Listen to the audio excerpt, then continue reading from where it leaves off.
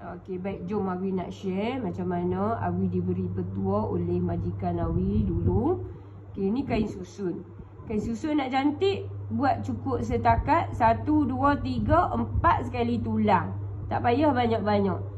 Okey, lepas tu yang ni bagi dia sama, pegang macam ni. Tak payah bubuh jarum peniti. Pegang macam ni, kan? Pegang macam ni, nampak tak? So dia sama kan? Tak boleh bagi dia sama. Okey, angkat yang ni setengah naik. Lepas tu yang ni pun setengah. So bagi tinggal dia kat dalam. Nampak tak macam tu? Tolak sikit. Okey. Nampak tak? Lagu tu. Faham kan? Okey, baik. So lah ni pegang dulu tang ni. Tekan dia dan buka mata kasar. Buka mata kasar nombor 5. Okey. Lepas tu tang ni kita perbetul lagi. Ni tang bawah. Nampak ni? Kita selok macam ni.